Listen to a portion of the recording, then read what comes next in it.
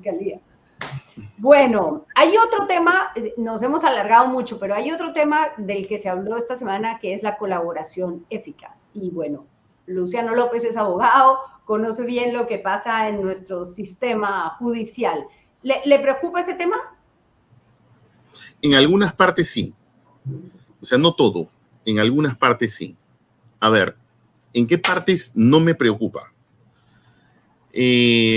A ver, las fiscalías, el Ministerio Público, indudablemente es su posición en el proceso de acusador, de investigador y de acusador, y por tanto me parece que tiene que ser lo más ágil y efectivo posible en sus investigaciones. Tampoco puedes tener unas investigaciones eternas y contentarte con tu postulación a colaboración eficaz o con tu prisión preventiva y luego se van venciendo los plazos y la gente comienza a salir libre y nunca acusas.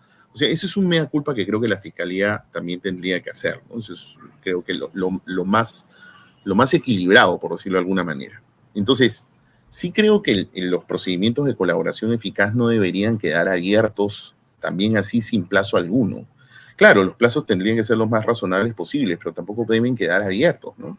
Porque lo contrario, eso también, las declaraciones de los colaboradores tienen que ser corroboradas y eso requiere una aprobación judicial. Entonces, si tú abres una carpeta de colaboración, culmínala, pues ese debe ser tu objetivo. Culminarlo, tener la bendición del juez para que esté totalmente cerrado y te preparas para ir a juicio. Eso debería ser lo lógico. Entonces, regularlo con plazos creo que tendría que ser lo más adecuado. Pero ya los 8 meses, es que nuevamente, pues depende de las estrategias, depende cuánto vas a negociar con el colaborador para que te dé esos insumos. Sí, indudablemente los plazos podrían ser mayores, pero de que se controle con tiempos, creo que ese debe ser lo más adecuado. ¿Qué me preocupa? ¿No? Lo que sí me preocupa es, uno, efectivamente, que los plazos no te puedan dar, pero también la Fiscalía tiene que hacer un mea culpa de que no ha sido efectiva en muchos temas. Eso creo, al menos desde mi punto de vista, ponerlo en un justo medio, creo que eso es también lo que ha pasado. Pero sí, lo otro que me preocupa son los desincentivos para la colaboración. Por ejemplo, hay cosas que suenan como de forma, pero no sé qué tanto. O sea, definitivamente, por ejemplo, el tema que tiene que ver con las famosas filtraciones y las amenazas que explícitamente ahora están en una ley contra los fiscales. Y yo sobre eso tengo una posición que creo que definitivamente merece un debate más de fondo. ¿Cuál? A ver, el fiscal no es un juez, mis queridos amigos.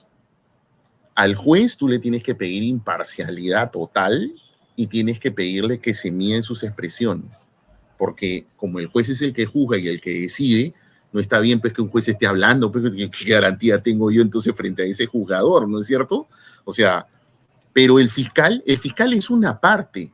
El fiscal se pelea con otro igual, que es el que se supone que además deben tener esa paridad de armas, que son con los abogados de los investigados. Que naturalmente en casos de corrupción de funcionarios o de criminalidad organizada, muchos de estos actores son actores que tienen pues equipos de abogados muy solventes, con muchos recursos a su disposición, con muchos medios para hablar, y por tanto la Fiscalía debe tratar de tener ese equilibrio. Y creo que en los casos de lucha contra la corrupción, casos de corrupción de funcionarios o casos de criminalidad organizada, yo sinceramente creo que deberíamos tener una reforma que esos casos deberían ser públicos. Porque creo que ahí hay un interés público indudable de la ciudadanía y en donde la Fiscalía debería tener la libertad de medir estratégicamente qué información incluso pueda salir. Lo voy a decir así sin ambaje porque creo que es una reforma que debería pensarse. Los casos de corrupción de funcionarios y los casos de criminalidad organizada deberían ser públicos o no nos interesa a los ciudadanos, no por chismosería, sino por interés público, saber en qué están metidos nuestros funcionarios o posibles candidatos. Entonces, la Fiscalía no es un juez, pues, es parte. Entonces, eso, es más, la experiencia de Lava Jato en Brasil muestra que la Fiscalía tácticamente, como corresponde a una estrategia de parte, ¿no? puedes saber en qué momento sale cierta información justamente para bloquear estrategias del otro lado. Entonces, eso, al menos desde un punto de vista estratégico de litigación, no me parece mal.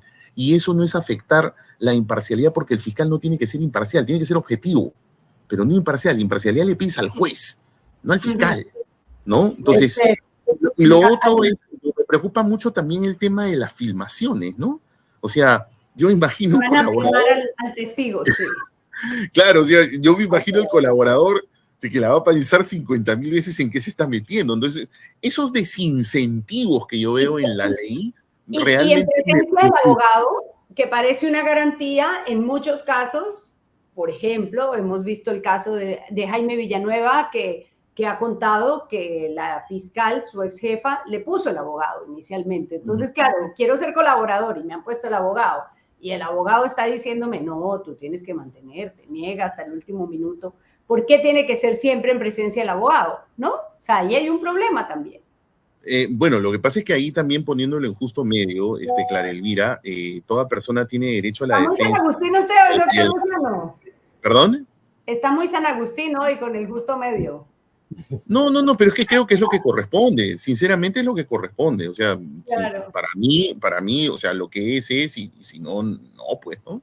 O sea, yo lo que creo es que sí, pero ahí viene el tema, pues que la colaboración, el que colabora debe tener toda la plena conciencia y voluntad de que va a hacerlo, pues, y que tiene todas sus consecuencias.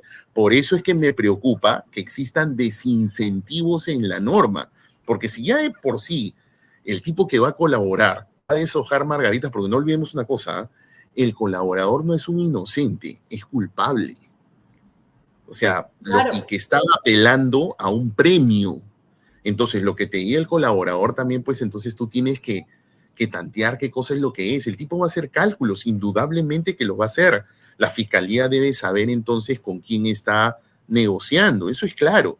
Por eso es que digo que también hay aspectos de reforma de fondo, como por ejemplo, que los delitos de corrupción de funcionarios y los de criminalidad organizada deberían ser públicos. Deberían ser totalmente públicos en el trasfondo para evitar estas situaciones, porque es importante, es de interés público que la ciudadanía sepa de qué tratan y para que la propia fiscalía tenga libertad de cómo maneja estratégicamente esa información. A mí no me parece inadecuado. Podría recibir críticas por el tema, pero sinceramente yo creo que eso debe ser así. Imparcialidad pídele al juez, pero no al fiscal.